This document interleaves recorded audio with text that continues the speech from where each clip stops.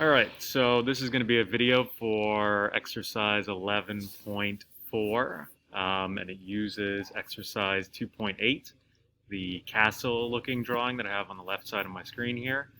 So we're going to work off, this is a student's drawing right here that I just pulled off canvas. Yep, they're drilling a hole right now. It's good timing. I know you're probably thinking the same thing. Um, these are live videos. It's awesome that way. Live and unedited. So I'm going to zoom in on this object here so we can see what we're doing. This object is not too bad to make because the front view and the right side view are exactly the same. So we're going to start off first with this corner here. So I'm going to go into AutoCAD, type line, 0, 0 is going to be my starting point. And I can see I have to go over 4. So I'll type 4, 0.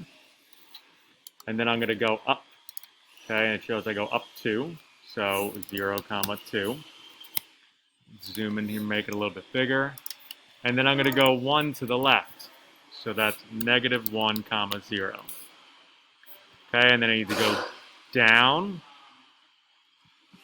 And I'm going to go down 1.5. So 0, -1.5. I'm then going to go to the right here. I got to take 4 minus 1 minus 1, so it's going to be 2 to the left. So -2, 0. I'm then going to go up 1.5. So 0, 1.5. To the left, -1, 0. And then bring it down to close it. Now I'm also going to have to offset this line up to represent the top here. So let's offset that. And the distance is going to be, let's see here, it's a 45-degree angle. Okay, and it is moving up 0.5, so my offset distance is 0.5. Click my line, go up. And then we can see that this goes in about halfway. This is the total of 1, so we're going to go 0.5 over and then angle it down to the bottom of this line. So I'll type line, click here, go to the right, 0.5, 0, and then I'm going to angle it down. Okay, I'll do the same thing on the other side here. So I'm going to go to line, click here, -1, 0, and then, oops, not -1, forget about that, -0.5, 0, and then angle it down. And now what's great is I can take this drawing and I can put it right next to it. Okay, so let's first offset. Okay, and I'm going to type in a distance of 1. Go to the left, go up. Okay, so now I can go to copy, select this object here, enter, choose my base point, bottom left, and move it to the right. And now I'm going to do the same thing for this, except I'm going to start with a rectangle. And I'm going to go up to this corner here.